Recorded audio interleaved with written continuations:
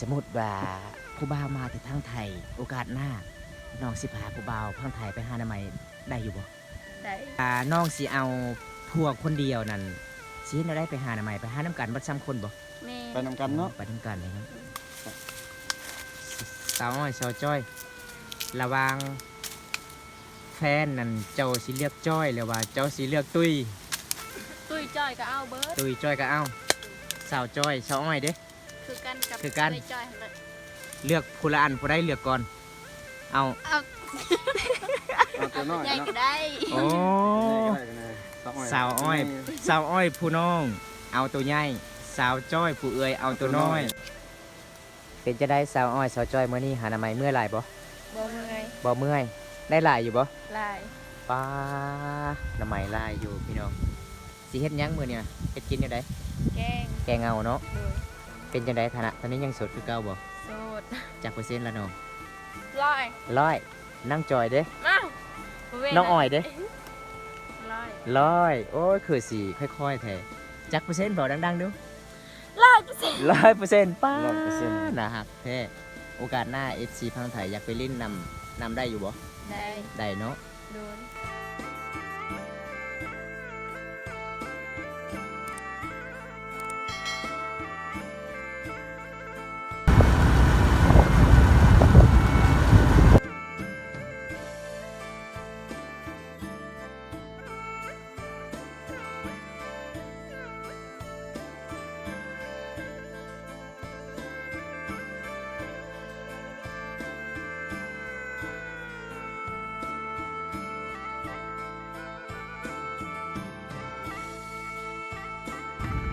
สบายดีพ่อแม่พี่น้อง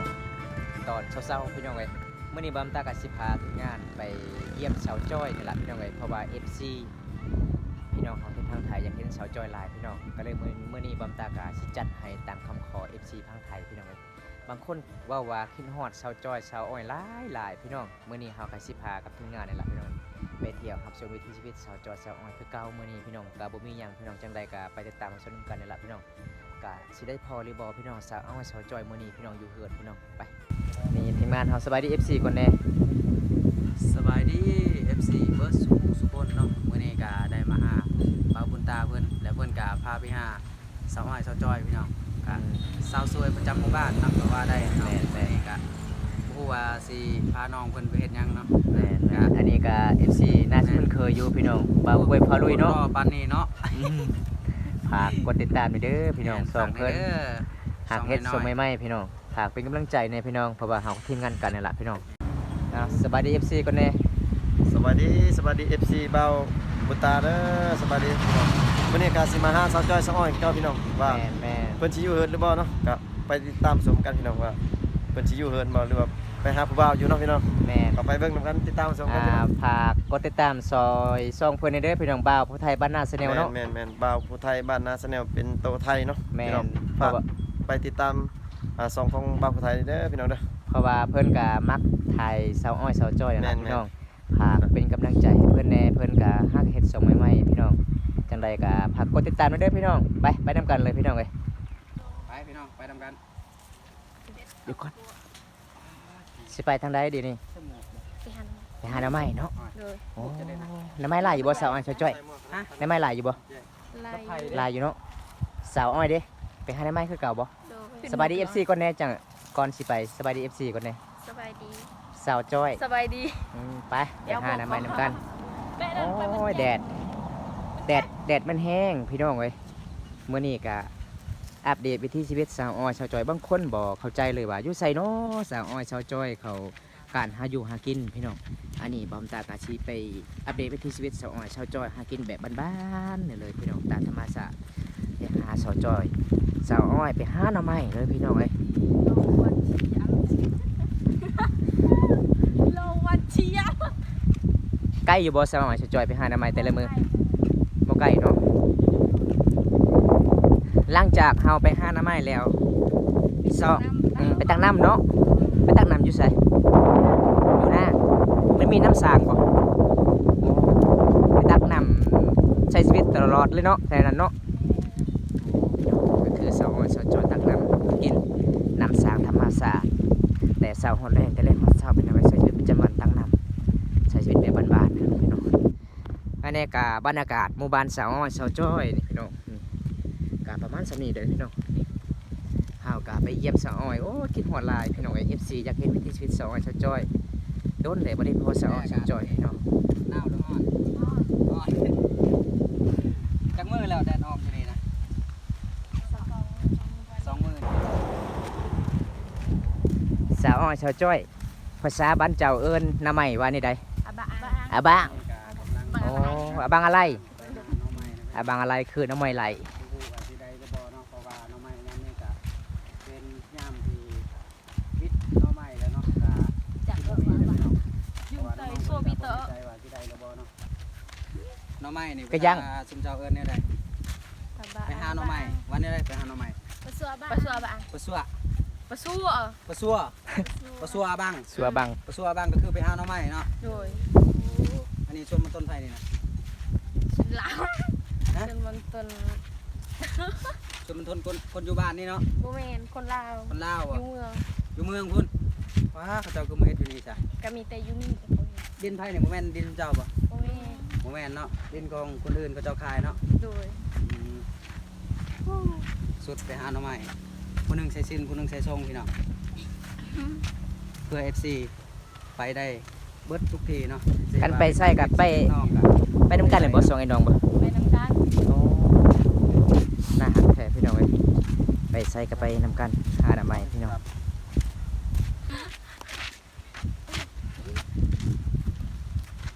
ยุ่งเต้ยเดี๋ยวดำยักยักลัดทุกคน สาวอ้อยสาวจ้อยหมู่บ้านคนเจ้าขันไปลงผู้บ่าวไปนอนอยู่ป่ากันเส้นทางนี่บ่ โบแมน บ่แม่น ไปนอน เส้นทางใด ลงป่าเขาไปนอนเท่าไหร่ ก็ไปนอนทางใด มันบ่มีบ้านพักให้ด้วย บ้านนี่บ่เคยลมโอ้ยบ่เคยลมผู้เบา คือขัดแต่ว่าครับนี่ก็ได้ บ่ ไปนอนคือแบบเข้าป่าเขายังบ่แม่นเนาะโอ้ ลมอยู่เพื่อน รถเพื่อนเนาะ มีแต่นอนนำกันบ่ได้เนาะอยู่เฮือนเนาะคันถ้าทึกใจกะสิเอากันเลยเนาะ โดย น้องเป็นห้าหน่อไม้สิเลยห้าหน่อไม้นี่สิกินตอนแรกนี่บ่ แม่ โอ้ก็สิได้เข้าไปห้าหน่อไม้น้องๆนี่เข้าได้บ่นี่ เขาได้ ฮะ เขาได้ เข้าได้เนาะ โดย สิเข้าไปช่วยน้องอ้อยนี่ก่อนเข้าจะเข้าค่าจังเฮ็ดได้สิฮะเข้าไปได้ จนมันต้นนาสาว นาซาวบ่ โดย โอ้อันนี้เป็นหน่อไม้ไร่เนาะเบิ่ง คือชีวิต ให้ช่วยบ่ ไปบ้านอยู่เนาะ ไอ้แก่เอามาให้ได้ เอาไว้สาวอ้อยเพิ่นมุกเข้าสลามใหม่เลย ลามเลยพี่น้อง ได้บ่ โอ้ได้หลายแท้อาบางสาวอ้อย โอ้ได้ลายน้องอ้อย อาบางก็คือหน่อไม้พี่น้อง ไม้อะไร เอาปลานี่ ไปอ้าวหน่อไม้ทอกเบ่แล้วนี่ น้อยมาให้ช่วยนะน้องอ้อย หน่อไม้ อ๋อพี่น้องช่วยน้องอ้อยได้ลายอยู่เนาะเจอได้บ่งานน้องไม้เข้าป่าพี่น้องมื้อนี้ แต่ละมื้อแต่ละวันจูน้องสองคนไปหาหน่อไม้ที่นี่ตลอดเลยบ่หน่อไม้คือสิหลายอยู่เด้พี่น้องบ่เบิดเด้พี่น้องเอ้ยส่งไอ้น้องใช้ชีวิตแต่ละวันหาหน่อไม้หาอยู่หากินแบบบ้าน แต่ละมื้อ ๆ ก็มาหาน้องไม้ตลอดบ่ แม่ หาน้องไม้ตลอดบ่มีอาหารเลย แก พี่น้อง งกินปลาปอน ไปทางใดอีกบัดนี้ไป น้องก็สิเข้าป่าบ่ไม้เลยพี่น้องเอ้ย โอเคได้ไปจากกรีเลย ไปหาอยู่ใช้ต่อกันนี่เนาะ แกงเลยก็ได้จากเมืองเราจากเกร แร่ก็คืออยู่พุ่นบ่แร่เนาะอยู่พุ่นไปหาอยู่พุ่นก็ขึ้นแร่พี่น้อง อากาศก็ร้อนเนาะ คนเดียวเลยเนาะแม่นอยู่ว่าเป็นเฮาบ่รู้กันแต่เฮาบ่รู้จักภาษาน้องๆเพิ่นน้องเพิ่นเป็นเฮาตะโอยเนาะเพิ่นเลยบ่รู้จักกันโอ้หมดแดงนี่คือสิคักไว้เอานี่ก็ได้ ก็หางใหญ่เนาะ ภาษาบ้านเจ้าเอิ้นมดแดงเด้อได้ เน่ากระเซา ผู้เช่า ผู้เฒ่า ผู้สาวคือมดแดงป้าพี่น้อง ผู้เฒ่านะ โอ้น้องสิเข้าไปเลยพี่น้องไปเข้าป่าพี่น้อง ระวังงูตอดเด้อสาวอ้อยเช้าจ้อยงูลายอยู่บ่แถวนี้บ่ การนกอยู่ยามอาจารย์นี่แหละ ยานงัวจานตอดเด้อ พี่น้อง บ่เห็นบ่ไหม ยาจังสิว่าตอด น้องอ้อยบริยานไอ้ตอดปะน้องอ้อย หน้ำไม้ชื่อศิลาแท้นี่นี่นี่ ทำไมได้ นี่นาบักนะ นี่นาไต้เลอ แต่มอง บ่แม่นนะ บ่แม่นบ่ เห็นบอกน้องอ้อยว่าแตะฮะ โอ้ย อันบ่เห็น ขอโทษด้วย FC ที่บ่ฮู้จักภาษาบ่ตากะสิเว้าในอยนึงภาษาบ้านเขาก่อนพี่น้อง น้องใหม่เนาะลายอยู่พี่น้องฮะกินตะแดงนะ ได้สาวจ้อยสาวอ้อยเห็นหน้ำไม้อยู่บ่ บ่เห็นไปหาบ่อนอื่น ไปหาบ่อนอื่นเนาะ บ่อนอื่น น้องว่าบ่เห็น ไปหาบ่อนอื่นอีก เอาปลาใหม่เนาะบ่ได้ไปหาคนใหม่อีกเลย ไป สาวก็หมดอันนี้เย้ย ได้บ่หน่อไม้บ่ได้ว่าได้นำเป็นหน่อไม้มันกาสิเบิดแล้วน้องๆเนาะไปหากาสิบ่ได้หลายนี่ไปหาแต่เลือกาติดกันทางแบบนี้เลยบ่ เท่านี้ได้มา แค่นี้บ่เบิ่งหน่อไม้ก็มีแต่หน่อไม้น้อยๆแหละหาหน่อไม้ใหญ่บ่ได้ดอก หาเก็บผักหักนอเนาะชีวิตอยู่เขตชนบทเฮาก็แบบนี้นะพี่น้องเอ้ยหาเก็บผักหักนอเลี้ยงชีพไปวันๆเนาะ สิเลาะไปฮอดไส้นี่นะไปฮอดพูนบ่ น้องก็เลาะ วันใดๆก็ภาษาเจ้าบอกไปฮอดพูนวันใด แต่ ๆแตร่เอาไปฮอดแตร่พุ่นเลยพี่น้องจักแม่นบ่แม่นบ่ฮู้แล้วเนาะ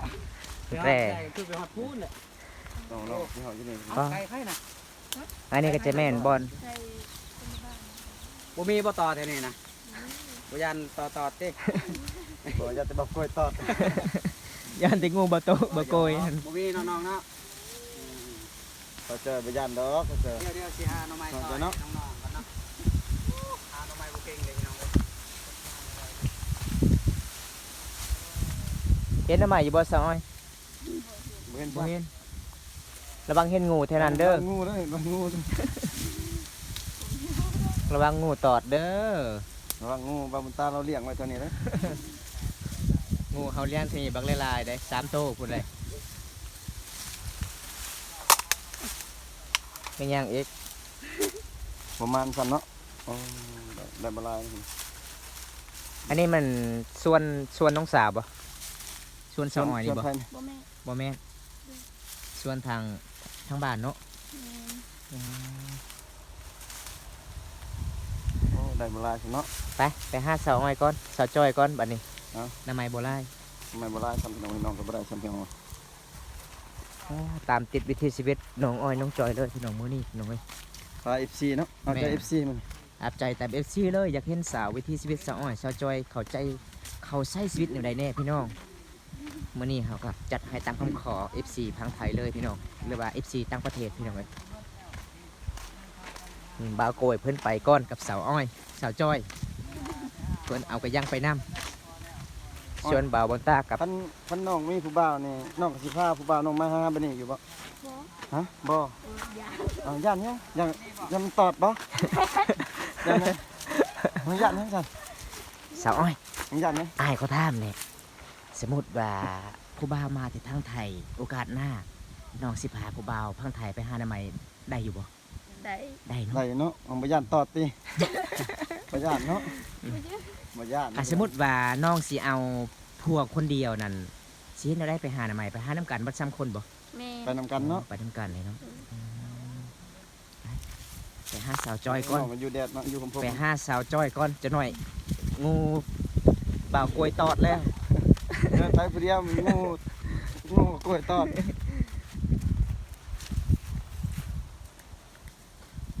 โอ้แบบนี้เลยเด้อพี่น้องสาวอ้อยสาวจอยหาหน้าใหม่ใน แถว เส้นทาง เขตนี่ก็สิเป็นสวนมันสำปะหลังเบิดนี่เนาะ แม่ หมู่บ้านนี่เนาะปลูกมันเนาะ โอ้ยป้ามันสิยากเลยเนาะบ่ได้ก็เฮ็ดสวนมันสำปะหลังเฮ็ดหน้าใหม่อยู่บ่สาวอ้อย เป็นบ่ โอ้ เด็ก ไอ้ช่วยบ่ไอ้สิฮัก แม่น้ำไม้นี่สาวจอยเอิญแล้วพี่น้องตะน้อไปว่ามานี่ โอ้ยบำตัดสิแปรเลยพี่น้องเอ้ยได้บ่ เอาเด้อต่อให้ซื้อก็แกห้องซื้อแกก็ได้เลย ลังงูตอดเด้อ วางงูบักกล้วยเลี้ยงเด้อ บ่มีเนาะ ลายอยู่บ่ซื้ออยู่บ่ซอจ้อย หลาย อ๋อ โอ้ได้ลายอยู่เนาะ ทำไมลายอยู่พี่น้อง ได้ลาย นี่นี่เอาได้บ่นี่ นี่น้องใหม่นี่นะนี่อ้าวตัวน้องจับนี่เด้น้องใหม่เนาะพี่น้องเอ้ยโอ้สาวจอยได้น้องใหม่ลายเนาะ พอดีไอ้ยำนะ ช่วยล่ะยังไม่ได้จ้ะ พอเฮ็ดเอาเป็นปานนั้นก็ให้เขาบายอีกเขาชอบนี่เหมือนเห็นน้องใหม่ก็ลายอยู่พี่น้องเอ้ยสาวจอยได้เนาะ นำเตา จอยได้ลายบ่จอยได้บ่ ได้ลายอยู่บ่ซอจ้อย หลาย อ๋อ ตอน น่ะ นี้ ได้ลายเนาะพี่น้อง ทำไมลายก็คือบางอะไรเนาะ น้องใหม่ลายนะพี่น้องเขาเอิ้นได้ภาษาบ้านน้องเขาเฮ็ดไปนี่สอบมาเฮ็ดได้แกะปอกมาเฮ็ดได้ เรียบบ่ เซฟ เรียกฮะ เซม อ่ะเชม เชม โอ้ โอ้ปอกหน้ำไม้แล้วเพิ่นว่าเชมนะพี่น้องเชมลึกเชมไหนลายอยู่พี่น้องน้องเพิ่นกำลังเชมเนาะหรือว่าปอกหน้ำไม้ อาเซฟ อาเชม อาเซม อาเชม ภาษาต่างเลย น้องสิเฮ็ดหยังกินแรงนี่นั่นต้มบ่หรือแก แก งแกงนอนี่พี่น้องเพิ่นสิกินมื้อแรงบ่าวไทยกับบ่าวบุญตาบ่าวโกยนี่ก็สิได้อยู่กินน้ำแล้วมื้อแรงพี่น้อง ยู อยู่กินกันสิได้นอนอยู่ข้างคืนนึงบ่ได้สิมื้อ มา ให้บ่ ให้ โอ้พี่น้องเพิ่นก็ให้นอนอยู่เด้อพี่น้องเว้ย ให้นอนอยู่ห้องเลยเนาะ นอนอยู่ห้อง3คน6คน5คนก็ได้ติ ได้มันบ่เต็ม ได้หมดเต็มเนาะโอ้น้องเพิ่นหับเปิดหับเลยพี่น้องเอ้ย อืม พอดีเนี่ยร้อนเด็กจั่วเลยโอ้ น้องเพิ่นปอกมีแต่เอิ้นอ้อนมาปอกนำกันอยู่นี่เลยเอิ้นน้องเพิ่นเราก็ ได้เลยเนาะลายแล้วทำไมลายแล้วพี่น้องเอ้ย อ้อยพอดีอ้อย น้ำมะนาวเหรอ แต่ว่า น้องใหม่ยัง กี่อะไร ไปเอาตัวนี้อีก ลายอยู่พี่น้องเต็มกระยักพี่น้องเอ้ยเต็มกระตาพี่น้อง เด็ดตะกอยกรีนี่ เอ้ยก็พูดกินเลย บอกกล้วยเอ้ยเบิ่งงูเด้อ นะ ไปได้ จีดน่ากับเมื่อกี้อัน ก้องเจ้า ก็ อ๋อทำไมมันตายแล้วไม่ต้องเลยมันแห้งไปแล้ว สเลกูชันเด้อ สิพากันไปใช้อันนี้ เอาแล้ว บ่กล้วยสบายดี ไปใช้อันนี้ อ๋อไล่เบิ่งช่างมันพัดสร้างไงก็ป่า โอ้ยมาแต่ใช้อันนี้น่ะ แต่ลายจะบ่สาวอ้อย อุ้ยเฮาพาผู้สาวมาหาหน่อไม้บัดนำเฮามาอีก นี่ทำไมสาวอ้อยไปห้า อายุไม่กลับแล้ว เดี๋ยวไล่บ่อ้อย ลาย เดี๋ยวไล่เนาะน้องอ้อยเลยพี่น้อง จ้าน่าแล้วจ้ะ อันนั้นเป็นยัง หัวเด็กกัดไอ้บ่ ไอ้เบ้าแล้วผมต้องไปคนเดียวนี่เนี่ยตอดไอ้บอกเลยต้องไปคนเดียว เห็นบ่หมูแดงตอดกัดอันนี้ไข่หมูแดงตอดยันงูฮันตี้งูมากล้วยตอดใช่ไหมเราเรียกลายเลย ตอนนี้กะสาวอ้อยสาวจ้อยเพิ่นได้น้ำไม้ลายแล้วพี่น้องนี่ เราปอก กำลังปอกน้ำไม้แล้วพี่น้อง ปอกหน้ำไม้แล้วก็สิเมื่อแมันบ่ เด็ด น้องก็ปอกหน้ำไม้แล้วก็สิเมื่อเลยพี่น้องมื้อนี้ก็ทีมงานแกงบนเฮาอยู่หั่นเนาะ สาวอ้อยสาวจ้อย ระวังแฟนนั่นเจ้าสิเลือกจ้อยหรือว่าเจ้าสิเลือกตุ้ย ตุ้ยจ้อยก็เอาเบิร์ด ตุ้ยจ้อยก็เอาสาวจ้อยสาวอ้อยเด้ คือกันกับ คือกัน ตุ้ยจ้อยเลย แต่ไอายสิเลือกอันนี้สิเลือกอันใดตัวใหญ่กับตัวน้อย นี่เอาตัวใหญ่ตัวน้อย สองคนสองไอ้น้องเลือกผู้ละอันผู้ใดเลือกก่อนเอา เอาตัวน้อย ใหญ่ เนาะ ก็ได้ โอ้ ใหญ่ก็ได้ไปเลย สาวอ้อยสาวอ้อยผู้น้อง เอาตัวใหญ่สาวจ้อยผู้เอื้อยเอาตัวน้อยบ่เกี่ยวเลยพี่น้อง บอกเกี่ยว แม่น ไป แม่น เมื่อ เลยน้องๆบ่ ขอแบบเอื้อยแบบน้องเอาใหญ่ก็ได้พี่น้องเอื้อยสิเอาน้อยนึงเพิ่นว่าไปได้ลายเลยวันนี้ เอาเมื่อบัดนี้ สิกลับแล้วบัดนี้ น้ พี่ อ น้อง ง ๆสิกลับเลยพี่น้องเอ้ยกลับเพื่อให้น้องๆเพิ่นว่าสิไปชอบน้ำไม้อยู่แคมป์ทางอีกพี่น้อง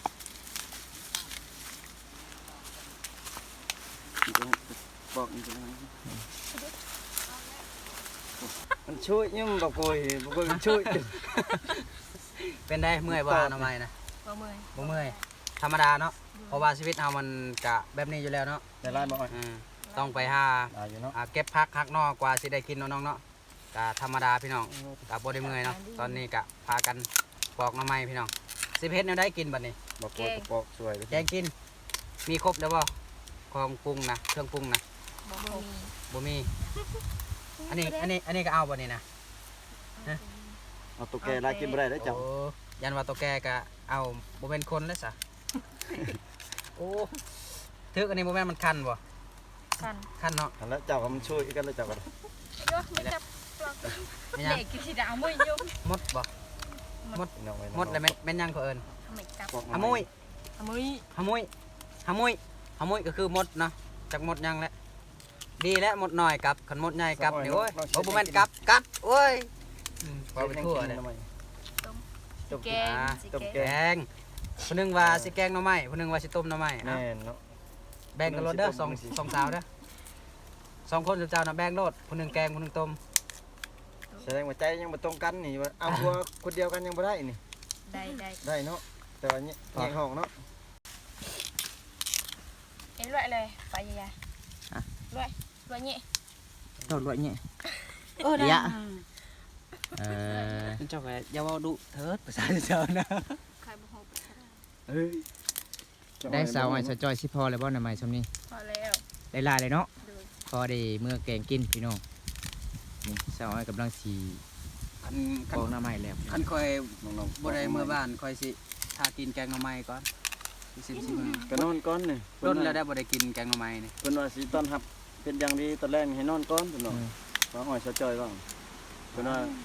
นอนก็นอน5 6คน นอนก็นอนได้อยู่เพิ่นให้เจ้านอน แต่เวลากอดให้เจ้ากอดมอนก็ได้ กอดหมอนเนาะบ่ได้กอดคนเลย กอดคนระวังเด้อฝ่ามือเด้อขาดหน้าเรา ก่อนสิไปหาหน้าไม้กับสาวจ้อยต้องปอกเอาอันนี้ก่อนพี่น้องซอยสาวอ้อยสาวจ้อยหน้าไม้มันก็บ่หลายปานใดพี่น้องมีแต่ไม้น้อยๆล่ะพี่น้องเอ้ย มันเบิดแล้ว แม่บางคน FC อยากเห็นวิถีชีวิตสาวจอยมื้อนี้ได้เห็นแถพี่น้อยนี่ครั้งแรกที่อัปเดตวิถีชีวิตสาวสาวจอยเพิ่นหากินหาอยู่หากินแบบบ้านๆพี่น้องเอ้ยหาหน้าไม้ หน่อไม้กับเบิดฤดูคือกัน คน บ่แม่นเท่า เรียกว่าตัวเองเท่าแล้วบัดนี้นี่แหละคนชนเท่าแท้นี้บ่ว่าแท้นี้ดอกแท้เฮาคือกันแหละ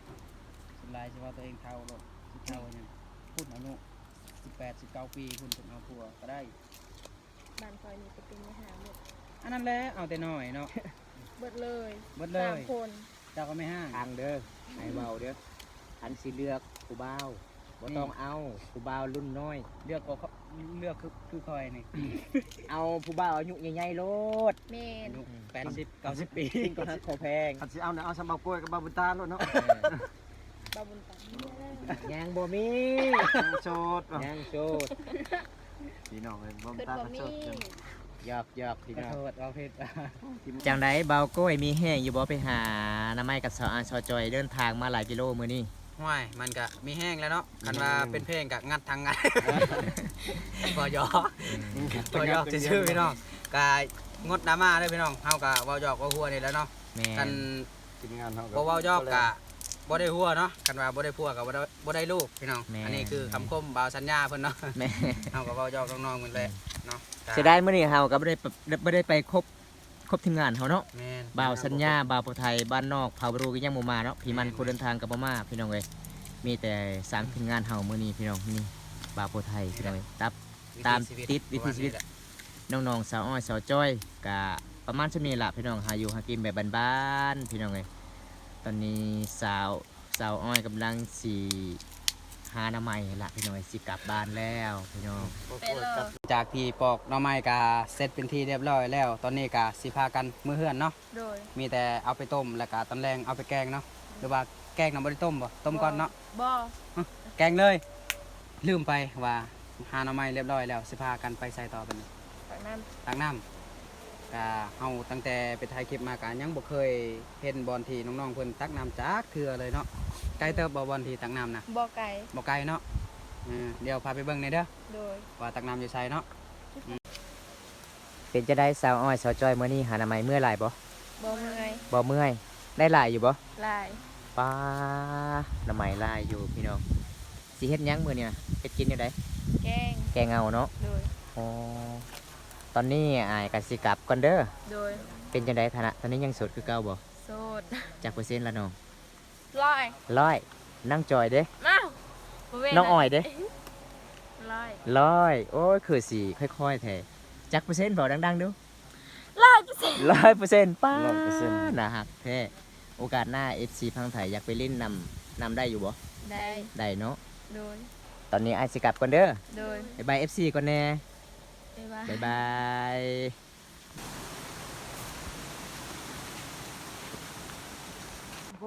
พี่น้องคลิปนี้ก็ขอจบไว้เที่านี้ก่อนพี่น้องเอ้ยมื้อนี้บามตาก็สิอัปเดตวิถีชีวิตสาวอ้อยสาวจ้อยพี่น้องหาอยู่หากินแบบบ้านๆในชนบทสาวเผาเตาอ้อยพี่น้องมื้อนี้บ่าวสาวอ้อยสาวจ้อยก็สิพาทีมงานเฮาหาอยู่หากินไปหาหน่อไม้ล่ะพี่น้องเอ้ยบางคนก็เว้าว่าอยากเห็นวิถีชีวิตสาวอ้อยสาวจ้อยบทบาทบนตาเอ้ยไปเยี่ยมสาวจ้อยให้แน่เหล่าใช้ชีวิตอยู่ใดก็เลยมื้อนี้บามตาก็จัดให้ตามคำขอ FC พี่น้องเอ้ยมื้อนี้ก็ได้เห็นแถวิถีชีวิตสาวอ้อยสาวจ้อยพี่น้อง คลิปนี้ก็ขอจบไว้เท่านี้ก่อนเด้อพี่น้องคลิปหน้ามาเจอกันใหม่พี่น้องขอกล่าวคำว่าสบายดีพี่น้องบ๊ายบาย